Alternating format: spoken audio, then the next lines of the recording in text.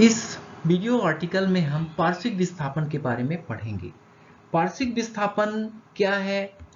जब प्रकाश की किरण एक माध्यम से दूसरे माध्यम में अपवर्तित होती है तो अपने मूल मार्ग से विचलित हो जाती है और मूल मार्ग और नए मार्ग के बीच में थोड़ा सा अंतर आ जाता है और उसी अंतर को हम पार्श्विक विस्थापन कहते हैं।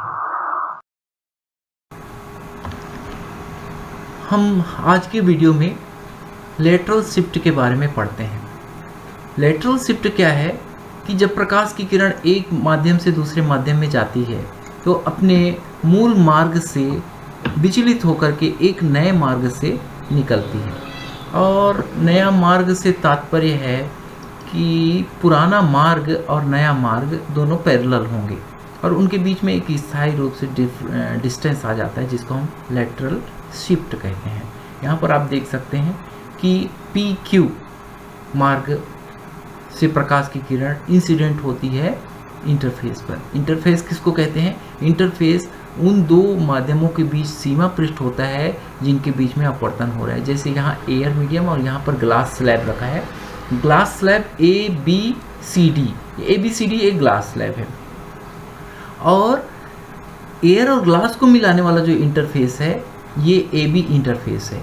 और जैसे ही प्रकाश की किरण PQ AB इंटरफेस के Q बिंदु पर पहुंचती है तो बिंदु Q पर अपवर्तन की घटना होती है।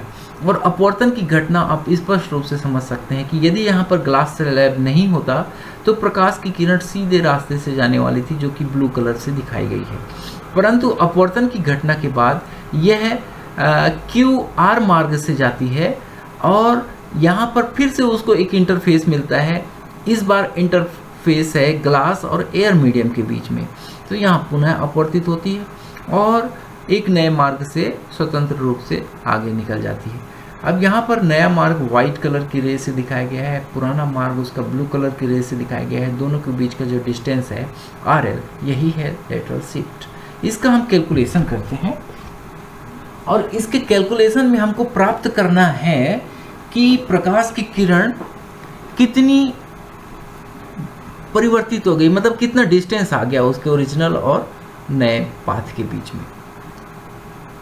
तो अब इसके कैलकुलेशन के लिए हम क्या करेंगे कि कैलकुलेशन के लिए हम यहाँ पर देख सकते हैं ये जो ट्रायंगल है QN और R, QNR को हम ले सकते हैं और यहाँ पर ये जो एंगल R है वाइट कलर से लिखा हुआ है, ये अपवर्तन का कोण है और इसमें हम देखते हैं कि cos R की वैल्यू क्या प्राप्त होती है। हम cos R की वैल्यू लेंगे किसमें? ट्रायंगल RQN में। Now we will take triangle RQN।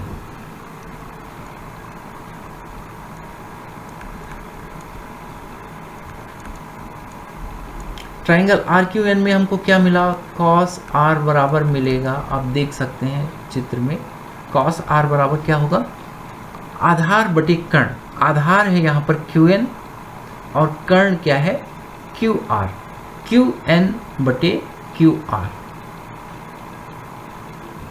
यहाँ पर लिखेंगे QN बटे QR। और आप जानते हैं कि हम QN यहाँ पर दिखाई दे रहा है, QN जो है ये मोटाई T, ग्लास स्लैब की मोटाई हमने T कल्पना में रखी हुई है, तो T हम ले लेंगे, T बटे ये T QN की वैल्यू होगी और QR को हम QR के रूप में ही रख देते हैं। तो यहाँ पर इसकी वैल्यू आएगी T अपान QR। ये एक इक्वेशन 1 है। अब इसी प्रकार से हम देखते हैं कि त्रिभुज QLR, ये जो त्रिभुज QLR है, QLR में हम साइन एंगल को डिफाइन करेंगे। साइन एंगल क्या बनेगा? QLR पहले पहचान लीजिए, ये QL और R, ये QLR में हमको ये डिस्प्लेसमेंट का फैक्टर मिलेगा, इसीलिए हमने ये एंगल लिया हुआ है, ये ट्रायंगल लिया हुआ है। यहाँ पर आप देखिए कि ये जो एंगल है I माइनस आर के इक्विवेलेंट होगा। I माइनस आर के इक्विवेलेंट इसलिए है कि यहाँ पर लाल कलर से बताया गया है, ये देखिए कि ये जो एंगल जस्ट आपतन कोण के बराबर है, एंगल ऑफ इंसिडेंट के बराबर है, और उसमें से इस आर एंगल को निकाल देंगे तो I में से आर जो निकाला जाएगा तो I माइनस आर बचेगा। तो यहाँ पर साइन त्रिकोणमितीय अनुपात को परिभाषित करने के लिए साइन I माइनस आर लेंगे। तो अभी यहाँ चित्र में तुरंत समझ लीजिए कि इस एंगल के सामने जो है ये लंब कहलाएगा, परपेंडिकुलर। तो साइन त्रिकोणमितीय अनुपात आप जानते हैं कि लंब बटे कर्ण के रूप में परिभाषित है। तो लंब क्या होगा, RL, और बटे में होगा QR, और RL को हम D डिस्प्लेसमेंट बोलते हैं। तो ये फिगर जो हम अब परिभाषित करेंगे वो होगा साइन I माइनस आर बराबर होगा, साइन I माइनस आर बराबर होगा RL बटे QR। और RL की वैल्यू आप जानते हैं, अभी मैंने आपको एक्सप्लेन किया है कि वो D डिस्प्लेसमेंट के बराबर है, और QR तो QR है ही। ये सेकेंड इक्वेशन। अब इन दोनों इक्वेशन को हम QR, ये देखिए दोनों में कॉमन है, cos R के रूप में भी QR डिफाइन है और साइन I माइनस आर के रूप में भी QR डिफाइन है। तो हम इक्वेशन 1 से, from equation 1 we have QR is equal to, QR की वैल्यू क्या मिलेगी आप देख सकते हैं, T upon cos R, T upon cos R। Putting QR is equal to T upon cos R in equation 2, हमको क्या मिलेगा अगर हम उसमें रखेंगे तो आप देख सकते हैं इक्वेशन 2 है sine I minus R, sine I minus R बराबर क्या है, D बटे QR। QR की वैल्यू आपने निकाल ली, T अपॉन cos R, तो cos R मल्टीप्लिकेशन के रूप में ऊपर चला जाएगा cos R, इस प्रकार से। तो यहाँ से हमको D की वैल्यू क्या मिलने जा रही है, D की वैल्यू आप बहुत आसानी से निकाल सकते हैं कि D की वैल्यू होगी T into sine I minus R upon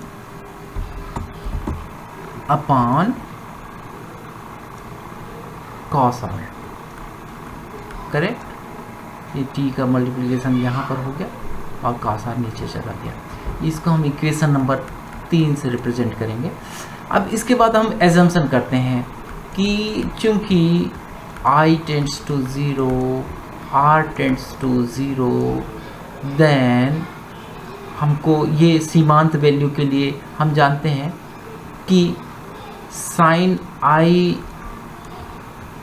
minus are ये लगभग इक्वल लिया जा सकता है I माइनस आर के, और cos R जो है ये लगभग लिया जा सकता है 1 के, क्योंकि आप अच्छी तरीके से जानते हैं कि sin theta is equal to theta when theta is very little value, when theta has very little value then we will treat theta just equal to 0। You know very well, आप अच्छी तरीके से जानते हैं कि sin 0 इक्वल टू 0 होता है।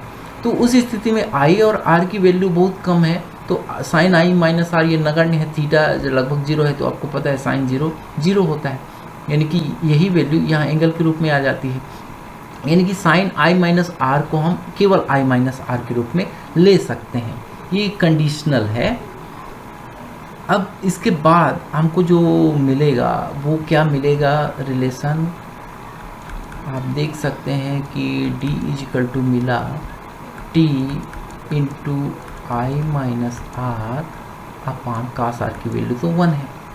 तो इस प्रकार से डिस्प्लेसमेंट जो हमको मिला वो है T I minus R, D मिला T I माइनस आर। अब एक चीज़ आप फिर से जानते हैं कि हम एक नई चीज़ को लेके चलें। हम जानते हैं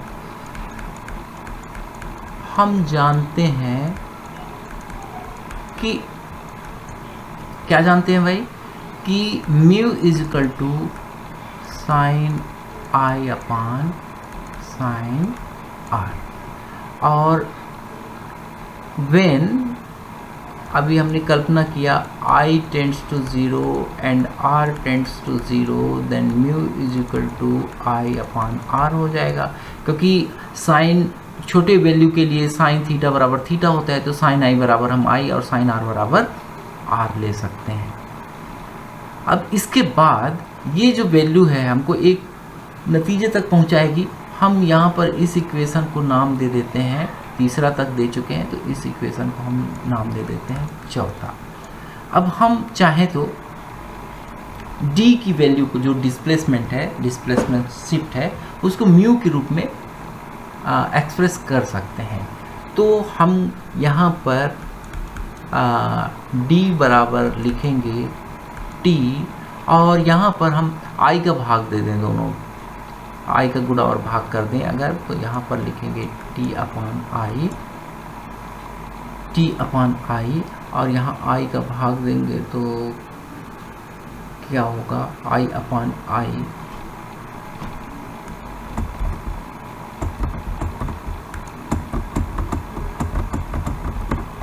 सॉरी यहाँ पर हम भाग देने के बजाय i का इस प्रकार से गुणा करेंगे। तो गुणा करेंगे तो यहाँ पर ये संबंध परिवर्तित होके r अपान आई लिखा जा सकता है। कैसे कि i का गुणा करेंगे तो i इंटू 1 इजिकल टू आई, और यहाँ से i कैंसिल हो जाएगा तो r बचेगा। यानी कि समीकरण 4 को ही हम एक नए तरीके से इस प्रकार से लिख रहे हैं। अब इसके बाद क्या होगा कि हम d बराबर लिखेंगे t इंटू आई, और यहाँ 1 माइनस 1 अपान आई अपान आर। इसको बहुत गहराई से समझिए। r अपान आई को हम बटे के नीचे ले जा रहे हैं, इसलिए r अपान आई को i अपान आर लिखा जा सकता है, क्योंकि मैथमेटिकली ये स्टेप जो है यहाँ इससे निकाला गया है, इससे ये निकाला जा सकता है, मतलब नीचे वाले स्टेप से निकाला जा सकता है ऊपर वाला, और ऊपर वाले स्टेप से नीचे वाला निकाला जा सकता है। तो यहाँ पर इससे हमको कौन सा चमत्कार मिल रहा है कि t इंटू आई, और यहाँ 1 माइनस 1 अपान म्यू। तो इस प्रकार से डिस्प्लेसमेंट को आप व्यक्त कर सकते हैं, किसके रूप में, किसके रूप में व्यक्त कर सकते हैं, देख सकते हैं कि मोटाई के रूप में आप व्यक्त कर सकते हैं, और अपवर्तनांक के रूप में। यानी कि डिस्प्लेसमेंट का जो व्यंजक है वो हम मोटाई, आपतन कोण और अपवर्तनांक के रूप में व्यक्त किया गया है। तो यही है लेटरल शिफ्ट। हम चाहें तो इसको आर के रूप में भी व्यक्त कर सकते हैं, परंतु आवश्यकता नहीं है, क्योंकि आई से ही आर है, बेसिक चीज़ है आई, एंगल ऑफ इंक्लिनेशन। तो ये आर्टिकल होता है समाप्त।